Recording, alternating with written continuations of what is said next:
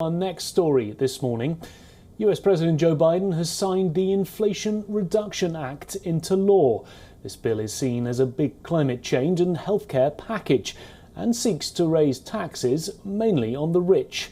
The legislation includes the most substantial federal investment in history to fight climate change, some $375 billion over the next decade. And it incentivizes Americans to shift to clean energy.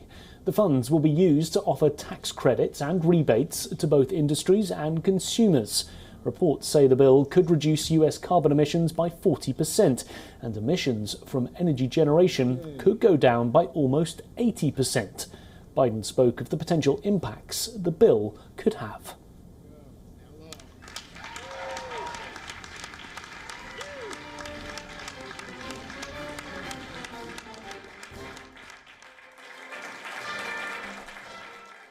This bill is the biggest step forward on climate ever. And it's going to allow us to boldly take additional steps toward meeting all of my climate goals and the ones we set out when we ran. It includes ensuring that we create clean energy opportunities in frontline and fence-line communities that have been smothered by the legacy of pollution, and fight environmental injustice that's been going on for so long. Democrats say the bill will also help lower inflation in the long term by reducing the federal budget deficit. This will be done by increasing taxes on corporations, as Biden explained during his speech. And I'm about to sign the Inflation Reduction Act into law. We're going to cut the deficit point out by another $300 billion with the Inflation Reduction Act over the next decade. We're cutting deficits to fight inflation by having the wealthy and big corporations finally begin to pay part of their fair share.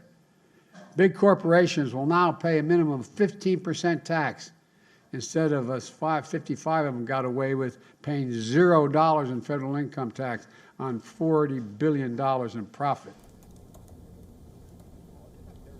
Additional taxes will also be levied on wealthy individuals. Biden emphasized that the vast majority of Americans who earn less than $400,000 a year will not pay more in taxes.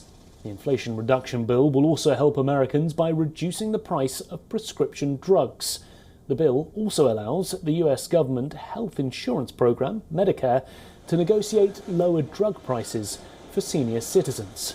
Biden signed the Inflation Reduction Act into law at the White House. He was accompanied by Democratic leaders, including Senator Joe Manchin of West Virginia.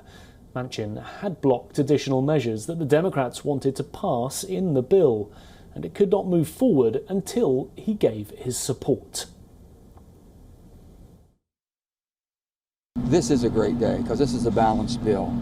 And the reason my father used to say the road to success is always under construction. This one had a few more potholes than most, and it took a while to get there.